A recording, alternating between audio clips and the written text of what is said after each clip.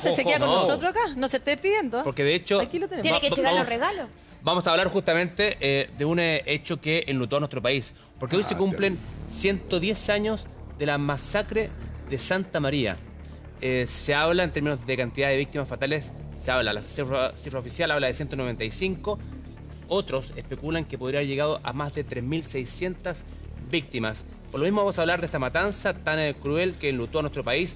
Y también vamos a hablar de las salitreras, de la vida en las salitreras que tanto beneficio le entregó a nuestro país. De hecho, ahí en Humberstone está Max Collao, en vivo y en directo. A ver, ¿lo podemos ver a Max?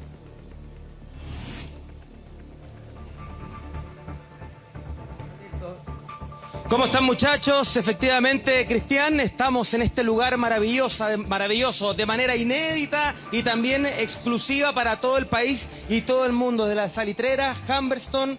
Un lugar pero espectacular, lleno de misterio que quiero que descubramos con usted, señora, cosas que quizá usted no sabía, como por ejemplo que aquí, en una época, como dice el cartel, de 1872 a 1960, existían líneas telefónicas, luz, una radio local, el teatro, una brigada scout, un mercado, una pulpería, un verdadero supermercado, un hospital, una verdadera ciudad con 3.500 habitantes en pleno desierto de la región de Tarapacá, a 30 minutos de Iquique. Misterios que vamos a ir revelando a medida que va pasando el tiempo aquí en el Muy Buenos Días, Cristian. Muy bien, ¿cuáles son los misterios que esconden las salitreras? ¿Cuál era la vida ahí? Y también, ¿cómo se llegó a una matanza tan cruel como la de Santa María? Lo vemos a continuación, mira.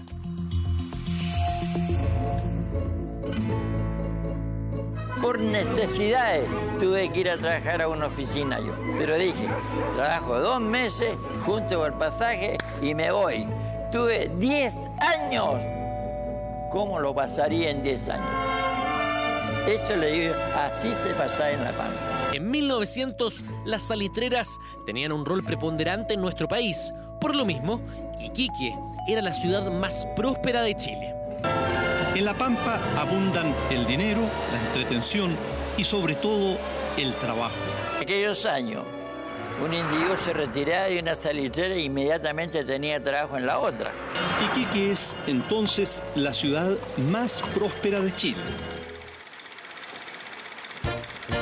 Pero en las salitreras se vivía un mundo muy particular.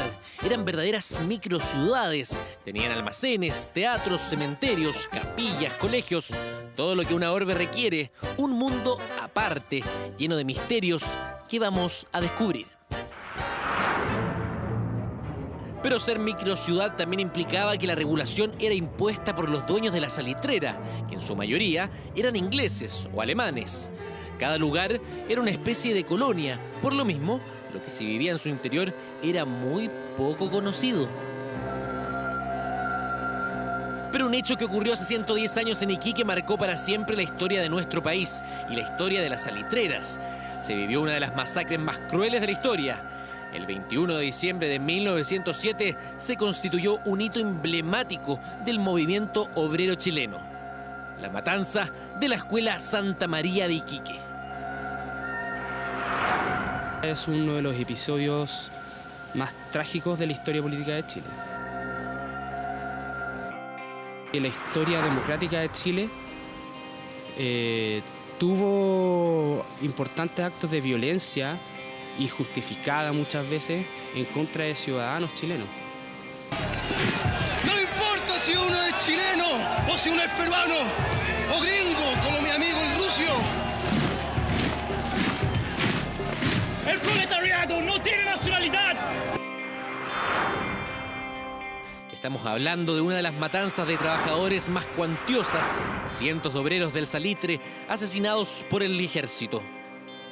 Un episodio absolutamente lamentable. ¿Pero por qué ocurrió este brutal suceso? A comienzo del siglo XX se vivía una época clave en el desarrollo de los cambios sociales. El movimiento obrero en general y el sindicalismo en particular vivían una época de auge, y ambos nacieron desde los mineros del salitre. Sin embargo, esta situación contrastaba con la forma de hacer política de ese entonces. Las demandas sociales fueron mucho más conocidas. En ese sentido, la tragedia funcionó como para publicitar mucho más. Segundo, hubo un cuestionamiento muy potente a la labor del Congreso. En el fondo, ¿qué es lo que estamos haciendo? Y se aceleraron un poquito ciertas reformas o se pusieron como tema de discusión. Tras la Guerra del Pacífico, Chile se adjudicó una zona con gran riqueza mineral. Hablamos del desierto de Atacama, que contaba con grandes yacimientos de salitre, el cual se convirtió en el principal sustento de la economía de nuestro país. Es más, era un producto exclusivo en el mundo. Cuidado con comprar en otras partes. De ninguna manera se podía, aunque las cosas fuesen más baratas. Lo había prohibido la oficina. Y si observan la pampa como fuera, sentirán destrozados los lamentos. Sin embargo, la vida en las minas era realmente dura. Las empresas ejercían pleno control sobre la vida dentro del yacimiento. Los trabajadores eran sometidos arbitrariamente por sus patrones, que por supuesto los ponían en una zona de peligrosa vulnerabilidad. Los dueños de las empresas tenían un control que evidentemente desbordaba el ámbito laboral de los trabajadores. Los empresarios eran dueños de las viviendas de los obreros, tenían un sistema policial propio, controlaban las pulperías y les pagaban a sus trabajadores con fichas que únicamente podían gastar en sus oficinas. Bajo estas precarias condiciones resultaba prácticamente evidente que este grupo de trabajadores iba a reclamar justicia y pedir mejoras en sus condiciones de vida y laborales. ¿Qué es lo que pedían ellos? Descanso dominical, que no les pagaran en fichas, que por ejemplo en esta época tú comprabas con las fichas que te daba el mismo patrón en las pulperías del patrón. Y por ejemplo ellos no tenían una regla estandarizada para comprar. Y entonces ese tipo de cosas como regularizar un poco más la jornada porque era como territorio de nadie la salitrera. El movimiento que agrupó a los trabajadores del salitre fue a gran escala y tuvo un componente inédito. Por primera vez no solo eran los trabajadores los que se alzaban, sino que también sus esposas e hijos. Fue una tragedia, comillas, familiar. Ya hasta este momento los que protestaban eran principalmente los varones. Pero ¿qué es lo que pasa? Como se suman las familias, hijos, mujeres y todo, llegan al campamento, después se van a la escuela y nunca antes había pasado eso. La historia de esta tragedia comienza el 10 de diciembre en la oficina San Lorenzo, que rápidamente se extendió a otras oficinas salitreras. 5 días después, una columna de más de 2.000 obreros caminó a Iquique demandando mejoras salariales y laborales con una convicción firme. No se moverían de la ciudad hasta que las compañías salitreras dieran respuesta a sus demandas. 40.000 personas pertenecientes a 30 oficinas salitreras, conducidas por 2 dirigentes, revolucionaron la ciudad y se asentaron en la escuela Santa María de Iquique a esperar la respuesta a sus demandas. Y esta parte de la historia ya es conocida. Los obreros del salitre y sus familias no recibieron otra respuesta más que un desalojo cruel y sangriento. El 21 de diciembre, el gobierno ordenó al ejército a intervenir. En un plazo máximo de 5 minutos, el establecimiento debía estar totalmente desocupado. Como esto no ocurrió, el gatillo de las metralletas se apretó. Una de las cosas más terribles fue que hasta el día de hoy no existe absoluta certeza sobre la cantidad de muertos. A los pocos días del fatal suceso, se hablaba de 126 víctimas fatales. Hoy se habla de más de 3.000. Se hizo una investigación de parte del Congreso y el Congreso estaba bastante cooptado por los intereses salitreros. Segundo, porque los que hacen la investigación son los militares, que también tienen que defender un poco su labor. Y tercero, porque en esta época el tema de, sobre todo las clases sociales más bajas, no había como un registro tan riguroso de la cantidad de población y además como fue tan brutal, este tema tenía que zanjarse luego. Entonces la investigación no fue muy prolija, que digamos. Las consecuencias de esta dura tragedia quedaron grabadas con sangre en la historia de nuestro país y potenció una serie de cambios sociales.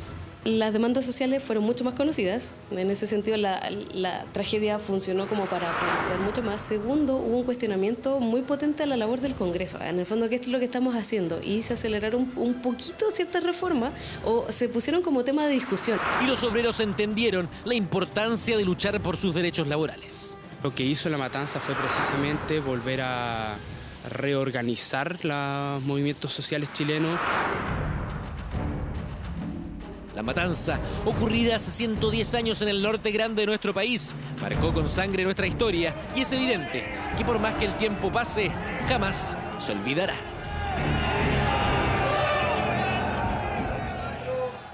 Una de las matanzas más crueles de nuestra historia, por supuesto, Santa María de Iquique. Este libro lo escribió nuestro invitado de hoy. ¿Qué tal, Carlos Tromben? Muy buenos días. ¿Qué tal? Buenos días. Queremos hablar de esta matanza tan cruel, tan dramática, tan burda también.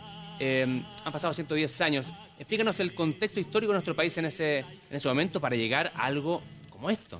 Bueno, el contexto histórico era de una república parlamentaria presidida por Pedro Montt, presidente de la República, y el contexto fundamental era de una crisis económica muy importante a nivel mundial que había afectado a la industria del salitre y finalmente el costo de ese ajuste económico había caído en los obreros, ¿no? A través de una disminución de su poder adquisitivo. A ellos les pagaban con fichas, ¿no? Y esa ficha tenía solamente se podía comprar mercadería en la pulpería, que a su vez pertenecía a la empresa salitrera, ¿no? Entonces había un contexto de un nivel de vida, de unas condiciones de trabajo extremadamente duras de los trabajadores. Carlos, tú hablas también de un contexto internacional que es bien relevante, que va desencadenando, ¿no?, este escenario económico adverso para el país y que termina, como sabemos, en esta matanza. Pero tú partes de lo que fue el terremoto en Estados Unidos, en San Francisco. Sí, ¿Por qué? ¿Qué pasa a partir de ese momento? Esa es una paradoja de la economía tal como era en esos tiempos. No había bancos centrales en todo el mundo, en Chile no lo había, en Estados Unidos tampoco. Entonces los dos terremotos, el de San Francisco y después el de Valparaíso, provocaron una aguda crisis financiera. ¿Por qué? Porque las aseguradoras tenían que pagar los daños que habían sufrido los edificios. Básicamente se habían incendiado, ¿no? Las ciudades tenían alumbrado a gas. Se incendió prácticamente todo el centro de Valparaíso y el centro de San Francisco y eso provocó una estampida bursátil mundial, ¿no? Y ese es lo que gatilló la crisis financiera que después tendría repercusiones a nivel mundial. Tú hablas también de las condiciones laborales de los obreros del salitre. ¿En qué se notaba eso, esas malas condiciones? Bueno, en varios temas. No solamente el tema de las fichas, sino que las condiciones de seguridad laboral eran paupérrimas. Por ejemplo, el proceso del salitre, que tiene varios elementos, ¿no? Dinamitar, por ejemplo. Ya en el dinamitado los obreros estaban expuestos a morir directamente. Usaban dinamita, una dinamita muy inestable. Los terrenos salitreros también son inestables, ¿no? Son porosos, están llenos de agujeros, entonces realmente y eso sucedía toda la semana. Morían 4 o 5 trabajadores por semana, ¿no? Se tropezaban o caía o se hundía el terreno con la dinamita activada, ¡boom!, volaba el obrero, ¿ya? Eso ocurría mucho. Accidentes con los carros, los vagones que arrastraban el salitre, ¿no es cierto? Podían morir atropellados por esos carros. Y lo que era fatal era el cachucho. ¿Qué es el cachucho? ¿Qué es eso? El cachucho eran las piscinas de lixiviación del salitre, ¿ya? Ahí el caliche machacado, ¿no es cierto?, se sometía a un proceso de calor, entraba en ebullición y se separaban las materias. El acceso al cachucho no estaba protegido, pese a que la ley lo obligaba. Entonces muchos trabajadores tenían el riesgo de tropezarse cuando llegaban con las carretillas. ¿Podían caerse a esas piscinas? A esas piscinas hirvientes con materiales químicos, ¿no es cierto? O morían o quedaban mutilados o con graves heridas en un contexto en que no había seguros de accidente laboral. O sea, no había ningún tipo de garantía de trabajo como conocemos ahora, ¿no? O sea, en términos de resguardo, seguridad, salud laboral, eso no existía en esa época, al menos en ese tipo de trabajo. Digamos que no existía una dirección del trabajo. Claro. Las leyes, se estaban adoptando leyes de protección, pero no se cumplían. Y no se cumplían porque la salitrera imponía su ley, era más poderosa que el Estado. La salitrera era la policía, el juez, el profesor, el banco, el comercio, ¿no? Era un Estado dentro del Estado, claro. Y los trabajadores no tenían cómo enfrentar esa situación, ¿no? Ahora, cuando salió un trabajador de ahí que se le pagaba en fichas, no era que tuviera un ahorro para llevarse para la casa, entonces tenía que seguir viviendo dentro de esta misma ciudad, claro. Porque no era una moneda contable afuera, es decir, ¿no? No servía ni siquiera de una oficina a otra, ¿no? Ni siquiera podía usarse para pagar en otra oficina. Y eso también es bien interesante lo que tú dices, Marcelo, porque implicó también que muchos comerciantes, ¿no?, se sumaran a la huelga. ¿Por qué? Porque no los dejaban comerciar, no los dejaban ejercer la libertad de comercio garantizada por la Constitución de la República en los límites de la salitera. Entonces muchos se ponían con un bolichito, con una tienda de abarrotes, de ramos generales, el borde de la salitera, y llegaba la policía al servicio de la salitera a hostilizarlo, a quitarle la mercadería, ¿cierto?, a romper su negocio, a acusarlo de venta ilegal de alcohol. Entonces muchos y muchos dirigentes de la huelga fueron comerciantes, pequeños comerciantes. Bueno, de hecho se hablaba de que era un estado dentro de otro estado. Obviamente queremos entender el por qué fue lo que gatilló esta marcha y finalmente esta matanza. También estamos con la imagen en vivo de Humberstone, donde está Max Collado, para también poder entender cómo era la vida en las salitreras, porque efectivamente fue un periodo de mucha prosperidad para nuestro país. Hacemos una pausa, seguimos con los secretos de las salitreras, digo, acá en el Muy Buenos Días. Efectivamente, hoy se cumplen 110 años de la matanza de la Escuela de Santa María de Iquique. Vamos a la pausa, ya estamos de vuelta con nuestros invitados y también con estas imágenes que nos llegan desde Humberstone. Pausa y estamos de regreso acá en el Muy Buenos Días. Méndez, sí, adelante. Estamos nosotros en el mesón porque vamos a seguir hablando sobre las salitreras, la vida al interior de las salitreras y sobre todo basándonos en que hoy se cumplen 110 años de la matanza de la Escuela de Santa María y por eso estamos con Carlos Trondwen, nuestro invitado especial, y también el profe Cepeda nos sigue acompañando además en el panel. Carlos, la verdad es que estábamos hablando precisamente de este estado dentro del estado, de esta situación que ocurre precisamente hace 110 años. Algunos detalles que podemos seguir compartiendo entre ellos era que las personas que trabajaban dentro de estas salitreras no podían salir con un dinero de ningún tipo a comprar fuera. Claro, eran situaciones que se daban por el poder, la asimetría de poder que había entre los trabajadores y sus empleadores en este caso. Se conjugaban otras cosas. Ahora hay que hacer una salvedad, no todo era tan, o sea, era terrible, durísimo, pero había pequeños espacios en que los trabajadores tenían... se podían encontrar, por ejemplo, eran se llamaban las filarmónicas. Las agrupaciones filarmónicas eran como pequeños talleres donde ellos cantaban, recitaban poesía, y esa es la base del movimiento de la huelga. ¿Por qué? Porque ahí había un encuentro cara a cara donde se podía hablar, conversar, ¿no? Pero habían cosas que estaban prohibidas hacer dentro de estos mini estados dentro del estado, que eran las salitreras. O sea, ¿a qué me refiero con esto? Me refiero a que, había toque de queda, por ejemplo, tenían un horario en el que se tenían que levantar No había en ese sentido, no un toque de queda, pero sí un horario laboral bastante largo y duro. El descanso dominical fue recién ley más tarde en la República. No había un descanso dominical, era como una concesión de parte del empleador, pero no era una obligación legal. O sea, no les queda tiempo para nada más que para Ese descansar. En el fondo no es porque lo tuvieran prohibido, pero es que después de esas jornadas extenuantes de trabajo, la verdad es que quién iba a querer hacer algo. Y te quería preguntar, Carlos, respecto a la organización de los trabajadores en esa época. No existían todavía los sindicatos. ¿Cómo comienza, me imagino, a organizarse el movimiento de los trabajadores al interior de la salitrera? Es a través de las filarmónicas y de las mutuales. Las mutuales y las sociedades de socorro mutuo, ¿no? Eran organizaciones de los mismos trabajadores para apoyarse. Ponían una cuotita, ¿no es cierto?, de las pocas platitas que podían tener, y con eso, en el caso del fallecimiento, por ejemplo, del trabajador en un accidente laboral, ayudar a la viuda, a un sepelio digno, ¿no? ¿Pero tenían alguna capacidad de negociación con las empresas? Ninguna. No, las huelgas que se empezaron a suceder, porque cuando comenzó la crisis financiera internacional, ya en marzo de 1907 comenzaron las huelgas aisladas, a nivel de oficinas salitreras, o en la ciudad de Iquique, por ejemplo, comenzaron las huelgas de los maquinistas del tranvía urbano, ¿no? Pero eran huelgas aisladas que no tenían un marco legal, un marco de negociación colectiva, ¿no es cierto?, sino que eran acciones de presión de parte de los trabajadores que los administradores de las oficinas siempre se encargaban de decir: no, yo no tengo autoridad para dar ningún reajuste, tengo que preguntar a Iquique. Y después en Iquique tenían que preguntar a Londres, ¿no? Pero aparte de este reajuste, ¿qué más exigían los trabajadores?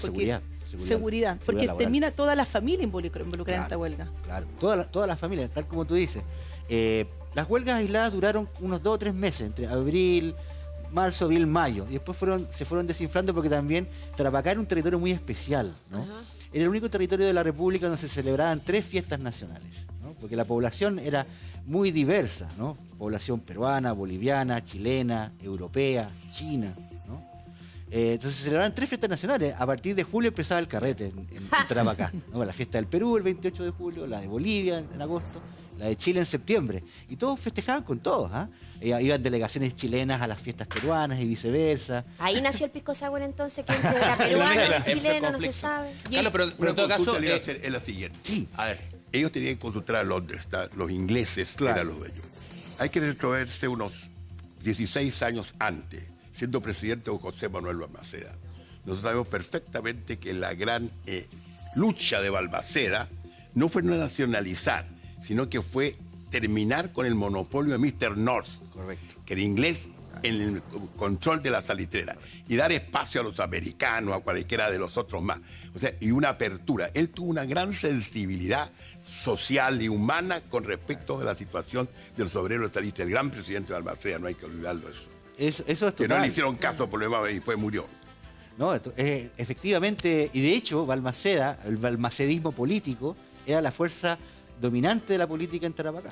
¿En qué momento, Carlos, ese movimiento que tú decías y esa huelga aislada que comienza con trabajadores del tranvía y posteriormente se va extendiendo, comienza ya a ser un movimiento mayor y termina en la movilización de los trabajadores que da finalmente origen a la matanza? Comienza el 1 de mayo. El 1 de mayo de 1907 fue muy grande en Iquique, hubo un desfile multitudinario, ¿no es cierto? Y se fueron organizando de a poco a través de estos pequeños círculos que estaban en la salitera.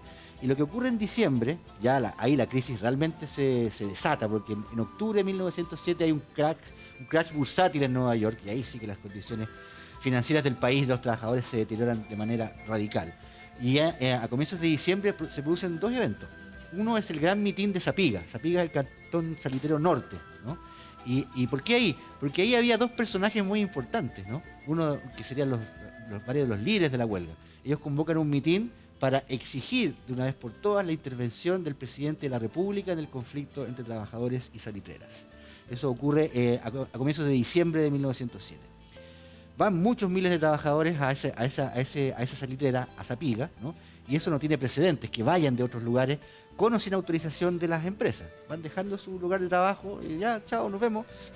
Y se van a Zapiga. Eso fue muy sorprendente. Y en paralelo, los trabajadores del Cantón Sur, ¿no?, hacen una cosa increíble. Se ponen de acuerdo para marchar a través del desierto y bajar a Iquique. ¿Y por qué es extraordinario? Porque tiene connotaciones bíblicas, ¿no? Los trabajadores van dejando sus herramientas en el suelo, ya no van a trabajar, no concurren, porque para que ustedes tengan una idea de cómo eran las salitreras, era como leer asistencia en el colegio. Fulanito, tiene, y ahí con eso se le pagaba el jornal al trabajador. Entonces, no se presentó, no hay jornal, no hay plata. Organizan su vaca, su colecta, su comida y van marchando por el desierto, y a cada rato en cada oficina en que se detienen se suman más trabajadores. ¿Una marcha de cuántos kilómetros en total? Dependiendo de las primeras salitreras todo el ferrocarril tenía casi 100 kilómetros, ¿no? ¿Y cuánto tiempo entonces duró eso? Dos noches. 2 noches. Sí. ¿Y es verdad que habían entre ellos marchando mujeres y niños supuesto. también? Sí, claro. Y que comenzó esto, a tomar fuerza. pero dicen así, cagüines, que empezó también por el tema de una pesa, que ellos exigían también una pesa, porque ni siquiera eso tenían ellos en las pulperías para saber si era verdad que le estaban vendiendo un kilo de arroz o un kilo de papa. Es así, fue uno de los temas del petitorio que presentaron ya en Iquique. O sea, bueno, ustedes, los que han estado en Iquique, se imaginarán cómo fue llegar para esos miles de personas, como es el cerro donde uno desciende ese camino que es muy peligroso. Ahora para los autos, imagínense para las personas, ¿no?, a pie. Interesante, el intendente interino de Tarapacá desplazó tropa de caballería para recibir a los trabajadores. Llegaron de noche para acogerlos, no para reprimirlos. Decirle, bueno, señores, por favor, pernocten acá, aquí llevaron agua para recibirlos, pernocten acá, es muy peligroso bajar de noche, a la mañana empezamos a bajar. Y muchos soldados de caballería pusieron a las mujeres en los caballos, los ayudaron a bajar. Carlos, perdona, que lo que pasa es que aún estoy metido en... Uno puede entender una marcha de los trabajadores, de los obreros. Sí. ¿En qué momento se comienza a sumar las familias de ellos? ¿Fue de un comienzo? Desde un comienzo. O sea, fue planteado así. Claro, fue un tema de las mujeres. O sea, piensa tú que en los movimientos de este tipo las mujeres tienen un rol fundamental. O sea, por ejemplo, en la Revolución Francesa, la marcha de las mujeres a Versalles fue tanto más importante que la toma de la Bastilla, porque ahí es el pan, el sustento de la familia. Entonces, la participación de ella fue crucial para llevar también, porque desde el punto de vista del trabajador, un trabajador enajenado, tenso, estresado, triste, deprimido, ¿no? Tomar la fuerza para hacer esto, tiene que tener apoyo de su compañero. ¿Y esta era una marcha pacífica? Absolutamente. ¿Hasta el final? Hasta el final lo fue. Hasta el final lo fue. Ahora, hay que ponerse en el contexto, hay que ser objetivo con la visión de las autoridades, porque en los años precedentes a 1907 hubo varios huelgas y movimientos obreros que desembocaron en violencia, no por los obreros, sino que porque se sumaba la delincuencia común urbana, ¿no? Eso pasó en la huelga de la carne, en Santiago, en Valparaíso, en Antofagasta. desembocaban en incidentes las huelgas, ¿no? Y eran reprimidos con el ejército a sangre y fuego. Pero ¿y en qué momento se desordenó? ¿Se era todo Aquí no tan ocurrió. pacífico? No, en Iquique no ocurrió porque los obreros estaban totalmente conscientes de que ese era un riesgo el riesgo que ellos enfrentaban, de que esto perdieran el control de la huelga. Y ellos se dieron a sí mismos una organización compuesta de un comité de higiene, un comité de ley seca, totalmente ley seca total, ¿ah? Un comité de seguridad para evitar la llegada de infiltrados, ¿no? Y una coordinación muy fluida con la policía de Iquique. La policía iba a las asambleas y veían todos estos aspectos para que no se sumaran delincuentes, prostitutas, para que la cosa no se degenerara en un caos. Y por lo tanto, los obreros tenían total conciencia de que eso debían hacerse cargo de la seguridad, mantener la paz, evitar el consumo de alcohol y negociar directamente con la autoridad política, como mediadora frente a los salitreros. Los voy a invitar a viajar, nos vamos a ir a Humberstone justamente. Esto es un lujo, a tener imagen en vivo junto a Max Collado. Adelante, Max, te escuchamos.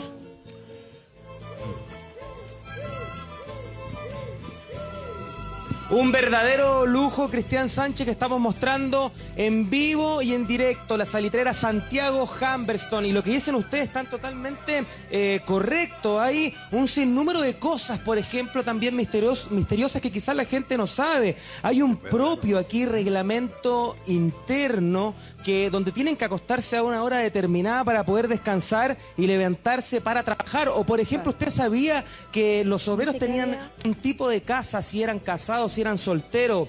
Los empleados, por ejemplo, puertas adentro, también tenían un tipo de casa, como la que estamos viendo ahora, que era para personas profesionales. Esta casa le pertenecía al doctor de Humberstone, verdaderamente un poco más grande, claramente, con comodidades distintas. Recuerden que acá en Humberstone existía la posibilidad de poder hacer cirugías, porque hay todavía, usted puede ver, un hospital. Es realmente impactante, una ciudad congelada en el tiempo. Margaret, tú estás acá, tú eres guía, ¿cómo estás? Háblanos un poco de este sector que realmente llama mucho la atención.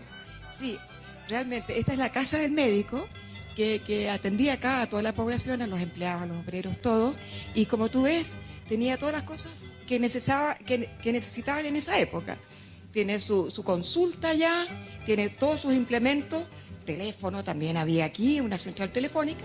Y como ves tú, tiene su máquina de escribir y todo para las prescripciones, porque también aquí tenían los medicamentos necesarios. Y qué impactante también mirar la camilla, una camilla totalmente distinta a la época actual, que es de fierro, es una camilla completamente de madera, la máquina de escribir, me imagino, para la receta. Acá, ojo, en Humberstone, muchachos, no se pagaba con fichas, se pagaba con vales, ¿cierto? Sí, habían vales familiares, no tenían en el tiempo de Humberstone fichas, no existen las fichas de Humberstone. Y acá mismo vivía, o sea, tenemos el comedor, la pieza, el baño. Casa habitación, ya, y su consulta aparte, ¿ya? Entonces aquí tenía toda la recepción, su consulta y el resto de casa habitación con su familia. Estaba totalmente prohibido, muchachos, realizar tipos de protestas. Me dice acá Margaret que lo hacían, ¿saben dónde? Con arte. En el teatro, muchachos. Me interrumpen y seguimos avanzando. Muy bien, Max, ya estamos contigo de vuelta, porque la verdad es que es precioso poder ver estas imágenes, conocer cómo era la vida ahí en Humberstone. Ya estaremos de vuelta contigo en un instante. A ver, Carlos, estábamos hablando de esta matanza de Santa María. Tú decías que era una huelga pacífica. ¿En qué momento todo se descontroló y se llegó a una matanza como esta? Bueno, se llegó a una situación límite en la medida en que las partes no cedieron, ¿no? Y en ese sentido hay que ser, si tú me preguntas a mí a quién yo le asigno responsabilidad de esta tragedia, es a los salitreros, ¿no? A los salitreros, porque lo que se les estaba planteando era súper sencillo, ¿no? No era un gran costo para ellos poner dispositivos de seguridad para los trabajadores, la balanza, por ejemplo, dar ciertas concesiones salariales que tampoco eran tremendas para ellos, ¿no? No les hubiera costado mucho. De hecho, se había llegado a un preacuerdo para un periodo de negociación, ¿no? Que iba a durar una o 2 semanas, ¿no? En que los obreros pedían un reajuste muy razonable. Y es más, el Estado de Chile, el gobierno de Pedro Montt, ofreció pagar del erario público ese reajuste. No les costaba a los salitreros. O sea, se habría evitado todo esto. Todo. Pero en términos de la movilización propiamente tal, ¿qué ocurrió? Porque estaban las fuerzas de seguridad Sí. ahí esperando, ¿no?, la Sí. llegada de los trabajadores, pero había cierta coordinación para que no se desatara la violencia. ¿Hubo algo en particular que gatilló finalmente el uso de las armas en contra de los obreros? Bueno, eso es un poco un enigma psicológico. ¿En qué sentido? ¿No? Porque las conversaciones se rompieron cuando los salitreros no aceptaron este regalo del gobierno. ¿Por qué? Porque ellos no querían perder frente a los trabajadores su prioridad, Autoridad. su autoridad. No podemos aceptar que el Estado venga y nos solucione el tema, porque esta gente se tiene que ir y volver al trabajo. Esa es la condición para negociar. Y los trabajadores sabían que si se desmovilizaban, perdían todo. Entonces se quedaron en la escuela. La orden era desalojarla, ¿no? Para eso había llegado de Valparaíso el crucero Centeno con tropa de infantería y de marinería. Rodearon la escuela, estas tropas. Ahí había aproximadamente unas 8.000 personas en la escuela y en la Plaza Montt, donde había, paradoja de la historia, había un circo, una carpa de un circo, ¿no? Hoy está encima de eso el mercado municipal de Iquique. Bueno, rodearon tropas a la escuela, se emplazaron 2 ametralladoras Maxim, con un poder de fuego significativo en cada esquina. Hoy en día esos son comercios y bodegas en Iquique. Y la orden era desalojar, ¿no? La orden ya la había dado el intendente, se había declarado el estado de sitio el día anterior, el día 20, estado de sitio. Se clausuró la libertad de prensa, era un derecho constitucional en Chile. Se cierra la libertad de prensa, la libertad de reunión. Todo el trabajador que no esté en la escuela va a ser detenido, en fin, órdenes muy duras. Y llega la orden de desalojo que presenta, a cargo de las tropas está el coronel Roberto Silva Renard, un hombre que tenía un historial represivo importante, y mandan a un emisario. Sucesivos emisarios fueron, militares y navales, fueron a exigir a los obreros que procedieran a desalojar la escuela. Y ellos se negaron, 1 vez, 2 veces, 3 veces. Esto fue un tira y afloja de varias horas, ¿no? Ya pasadas las 2 de la tarde, ya el último ultimátum, entre medio, el cónsul de peruano de Iquique fue a ofrecerle a los ciudadanos peruanos desalojar la escuela, se negaron también, y ahí viene la orden de hacer fuego. Así es simple, porque se negaron, mataron niños, esposas, a los trabajadores. ¿Y por qué ese margen? Porque se habla de cantidad de víctimas, se habla de 195 y se llega incluso hasta 3.600. ¿Por qué existe un margen tan amplio?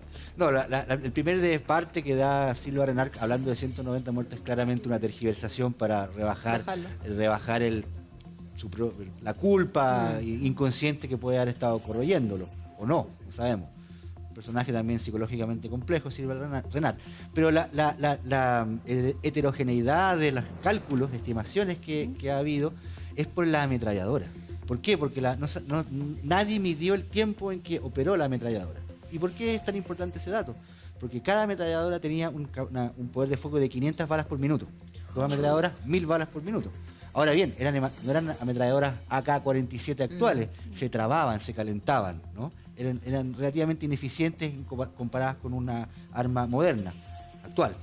Pero, de todas maneras, si tú calculas 45 segundos, mientras más nos acercamos al minuto de acción de la ametralladora, más nos elevamos el número de víctimas, porque eran cartuchos de un calibre significativo, ¿no? Con punta, no Roma, como las balas de revólver, con punta, capaces de atravesar 2 o 3 cuerpos, ¿no?